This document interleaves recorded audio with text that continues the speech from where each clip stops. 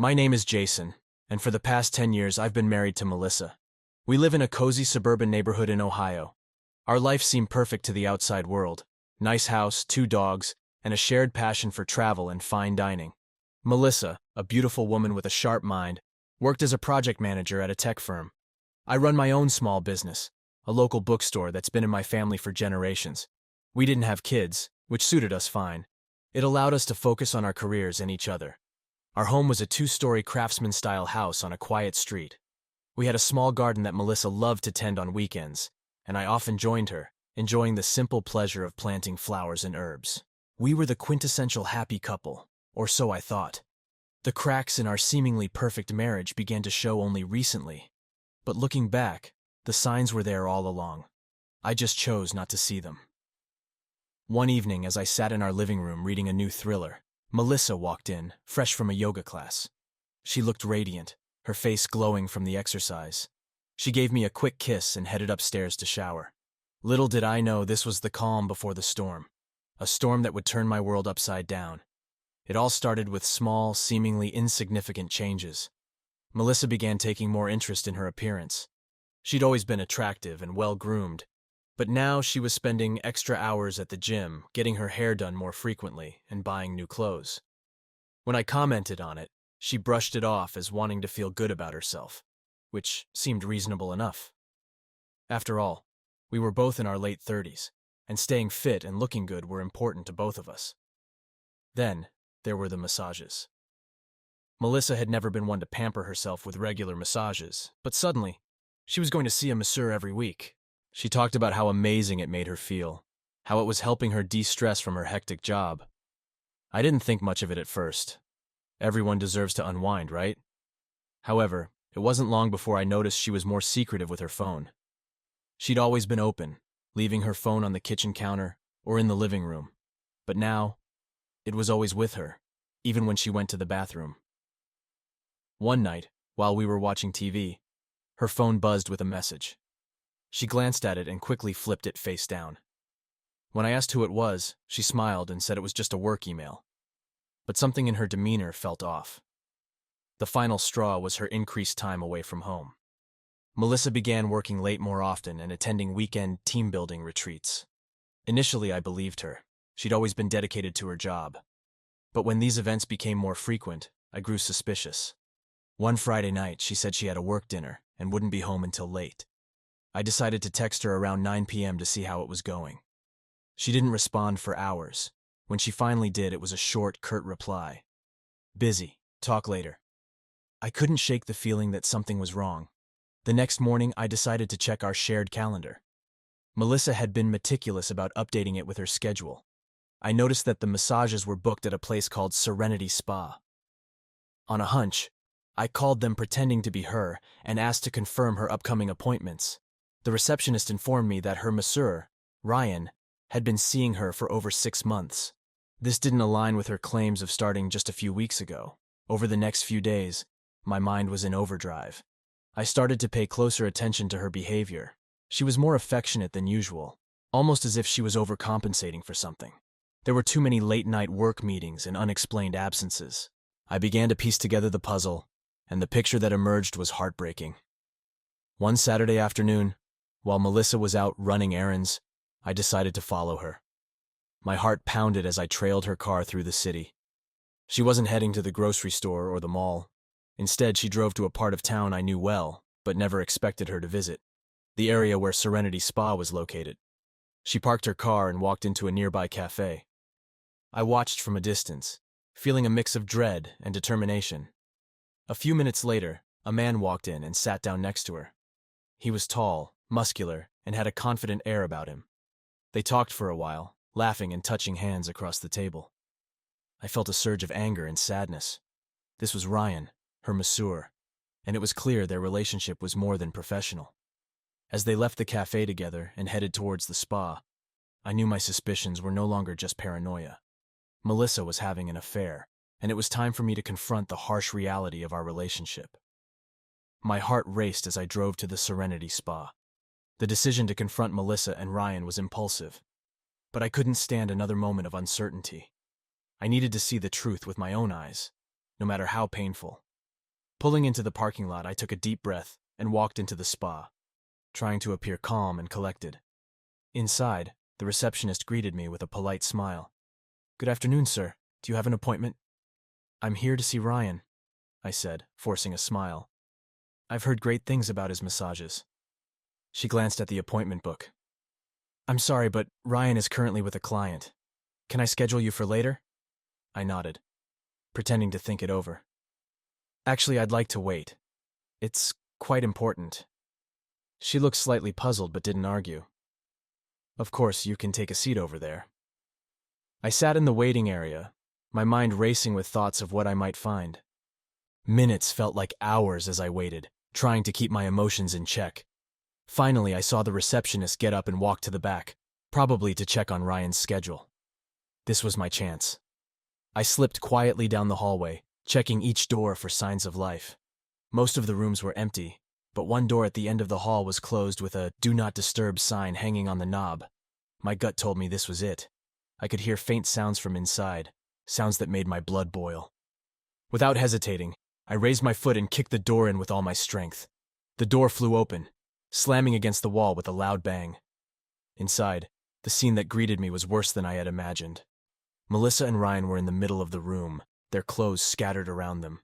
They both froze, shock and horror plastered across their faces. "What the hell is this?" I shouted, my voice echoing in the small room. Melissa scrambled to cover herself, her eyes wide with fear. "Jason, it's not what it looks like." Ryan, too, was fumbling to get dressed, his face pale. "Man, you don't understand. Don't you dare tell me I don't understand," I roared, stepping further into the room. "I understand perfectly well." Melissa tried to approach me, tears streaming down her face. "Jason, please, let me explain." "Explain? What's there to explain?" I snapped, my anger barely contained. "You've been lying to me for months, sneaking around with this piece of trash." Ryan finally found his voice, attempting to sound calm. "Look, let's just talk about this like adults." I turned on him, my fists clenched. "Adults? You want to talk about this like adults? You've been screwing my wife behind my back, and you think we can just talk?" The tension in the room was palpable. Melissa was sobbing, trying to wrap herself in a sheet. Ryan stood there, clearly unsure of what to do next. "I trusted you, Melissa," I said, my voice breaking. "I thought we had something real, something worth fighting for. And this is how you repay me?" "Jason, please," she begged. "I made a mistake. It didn't mean anything." "Didn't mean anything?" I repeated, shaking my head. "How long has this been going on?"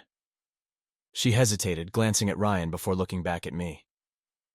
"A few months," she whispered. "A few months," I echoed, feeling a fresh wave of betrayal wash over me.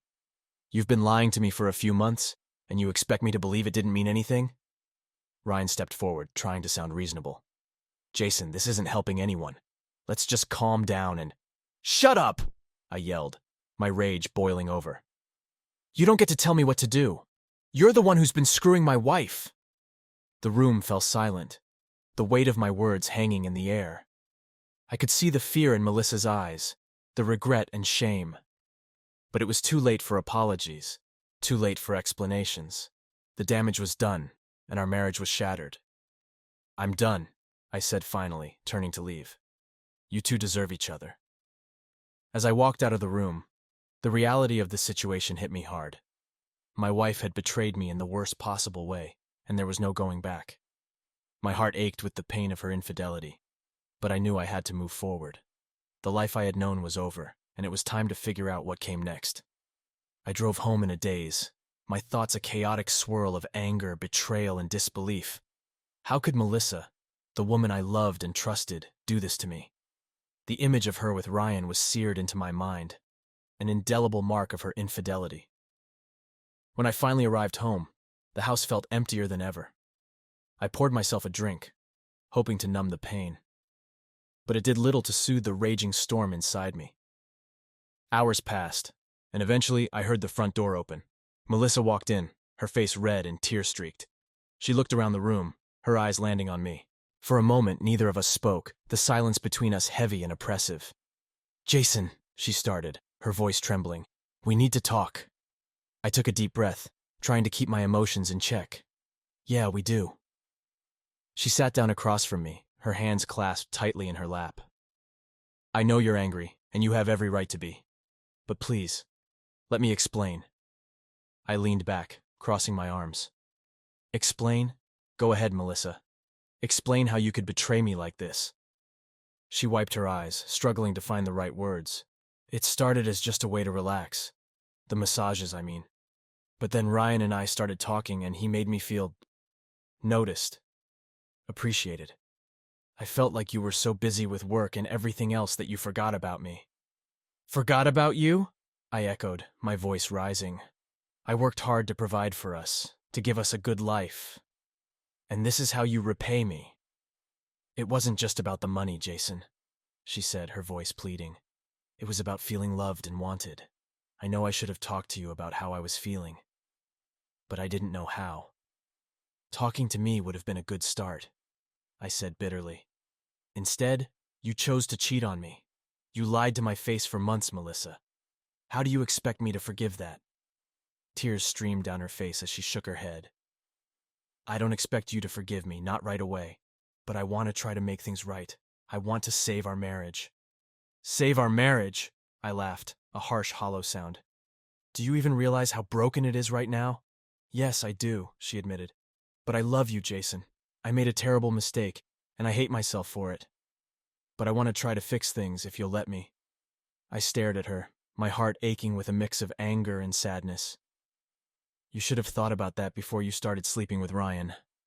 I know, she whispered. I know I can't undo what I've done, but I'm begging you to give me a chance to make things right. I'll do anything. Anything? I repeated, my mind racing. How about we start with the truth? No more lies, no more secrets. She nodded, wiping her eyes. Okay, I promise, no more lies. Good, I said, my voice firm. Because if I ever catch you lying to me again, it's over. Do you understand? Yes, I understand, she replied, her voice barely above a whisper. We sat in silence for a while, the weight of the situation hanging heavy in the air. I knew that rebuilding our marriage, if it was even possible, would be a long and painful process. But part of me still loved Melissa, and I wanted to believe that we could find a way through this. Let's take this one step at a time, I said finally. We'll go to counseling and we'll work on our communication. But know this, Melissa. It's going to take a lot for me to trust you again. I understand, she said, her voice filled with determination. I'll do whatever it takes. As I looked at her, I couldn't help but feel a glimmer of hope. Maybe, just maybe, we could find a way to heal. But deep down, I knew that the road ahead would be anything but easy. The days that followed were a blur of strained conversations and awkward silences. Melissa and I started counseling, and while it helped to some extent, the pain of her betrayal lingered, festering like an open wound. Trust was shattered, and every attempt to rebuild it felt like an exercise in futility. One night, as I lay awake in bed, the anger inside me grew to a boiling point. I couldn't just sit idly by and let Melissa and Ryan get away with what they had done. They needed to feel the same pain and humiliation that I was enduring. The idea of revenge began to take root in my mind, and before long, it was all I could think about. The next day, I started to put my plan into action. I knew I had to be careful, to ensure that neither Melissa nor Ryan suspected anything. I spent hours online, researching ways to exact my revenge without getting caught. It wasn't long before I found the perfect way to strike back. One evening, while Melissa was at a late-night counseling session, I hacked into her email and social media accounts. It was easier than I thought. She used the same password for everything. I downloaded all the incriminating emails, messages, and photos she had exchanged with Ryan. The evidence was damning, and I knew exactly how to use it. I created a new email account and composed a detailed message to Ryan's wife, if he had one, and his boss, attaching all the proof of their affair. I didn't know if he was married, but I found his workplace information easily enough. If he was as charming and professional as Melissa claimed, his colleagues and any potential partner would be shocked to see his true colors. I hit send, feeling a grim satisfaction as the message left my outbox. The next step was to confront Ryan directly. I found out where he lived and waited outside his apartment one evening, biding my time until he showed up. When he finally arrived, I stepped out of my car and blocked his path. Jason, he said, his eyes widening in surprise. What are you doing here? I stepped closer, my fists clenched at my sides. You know exactly why I'm here, Ryan. You ruined my marriage, and now it's time to face the consequences. Before he could react, I swung my fist, connecting with his jaw. He stumbled back, clutching his face in shock. What the hell, man? He shouted. But I didn't give him a chance to say more. I punched him again, this time knocking him to the ground. You think you can just waltz into my life and destroy everything? I yelled, my anger boiling over. You're going to pay for what you've done. I kicked him once, twice, relishing the pain I was inflicting. Ryan tried to crawl away, but I grabbed him by the collar and pulled him back. Get up, I demanded, my voice cold and unforgiving. We're not done here. He struggled to his feet, blood trickling from his nose. Jason, please stop. I'm sorry, okay? I didn't mean for this to happen. Sorry? I spat, my rage intensifying. You think sorry is going to fix this? You've destroyed my life. I landed another punch, this time sending him crashing into the side of his car. He slumped to the ground, groaning in pain. Remember this, Ryan, I said, my voice low and menacing. Every time you look in the mirror and see the bruises, remember what you did, and know that this is just the beginning. I turned and walked away, leaving him lying on the pavement. The satisfaction of revenge was fleeting, but it was enough to give me a sense of control, a feeling that I could fight back against the pain and betrayal that had consumed my life. As I drove home, the adrenaline slowly faded, leaving me with a mix of emotions. I knew that my actions wouldn't fix my marriage or heal the wounds caused by Melissa's infidelity. But for now, it was enough to know that Ryan had paid a price for his part in this mess. And as for Melissa, the journey to rebuilding our relationship was just beginning, with all its challenges and uncertainties. In the days following my confrontation with Ryan, the atmosphere at home was tense and charged with unspoken words. Melissa seemed to sense that something had changed, but she couldn't quite put her finger on it. She was more attentive, more desperate to make amends, but the betrayal still loomed large, casting a shadow over every interaction. One evening, as we sat in the living room, the weight of the situation pressing down on us, I decided it was time to have a serious conversation about our future. There was no point in dragging this out any longer. Melissa, we need to talk, I said, breaking the heavy silence. She looked up from her phone, her eyes filled with a mixture of hope and dread. Okay, Jason, what's on your mind? I took a deep breath, trying to steady my emotions. I've been thinking a lot about us, about everything that's happened, and I've come to a decision. Her eyes widened and she set her phone aside. What kind of decision? I leaned forward, clasping my hands together. I don't think we can continue like this. The trust is gone, Melissa. Every time I look at you, I see the lies, the betrayal. I've tried to imagine a way we could rebuild what we had, but I just can't see it. Tears welled up in her eyes, and she reached out to touch my hand. Jason, please. I know I've hurt you deeply, but I'm willing to do whatever it takes to make things right. I love you. I pulled my hand away, my resolve hardening. Love isn't enough, Melissa. You broke something that can't be fixed with words and promises. This isn't just about what you did with Ryan. It's about the lies, the deceit, the complete disregard for our marriage. She sobbed, covering her face with her hands. I know I messed up. I was stupid and selfish. But I'm begging you, please give us another chance. We can go to counseling. We can work through this. Don't throw away everything we've built. I shook my head, feeling a pang of sadness for what we were losing. I've already tried, Melissa. But every time I think we're making progress, the memories of your betrayal come rushing back. I can't live like this. We can't live like this. It's not fair to either of us. Her shoulders shook with sobs, and she looked at me with pleading eyes. So what are you saying? You want a divorce? I nodded, my heart heavy. Yes, Melissa, I want a divorce. It's the only way I can move forward and find some semblance of peace. We can't keep pretending that everything's okay when it's not. She cried harder, the reality of my words sinking in. Jason, please, think about what this will do to us, to our families. We can't just give up. I stood up, unable to bear the sight of her tears any longer. This isn't giving up, Melissa. It's about accepting that some things can't be fixed. I'll contact a lawyer tomorrow, and we can start the process. It's the best thing for both of us. She remained on the couch, sobbing uncontrollably as I walked out of the room. The decision to end our marriage was one of the hardest I'd ever made, but it was also the most necessary. The path forward would be filled with challenges and heartache, but it was the only way to reclaim my life and start anew. The weeks that followed were a whirlwind of legal meetings and paperwork. Melissa and I tried to remain civil, but the tension between us was palpable. We divided our assets, sold the house, and made arrangements for our separate futures. It was a painful process, but each step brought me closer to a sense of closure. Once the divorce was finalized, I moved into a modest apartment on the other side of town. It was smaller than our house, but it was mine, and that gave me a sense of ownership and independence that I hadn't felt in years. I started to focus on my business, pouring my energy into expanding the bookstore and hosting events to bring the community together. The support from friends and family was invaluable. They helped me navigate the emotional turmoil and reminded me that I deserved happiness and peace.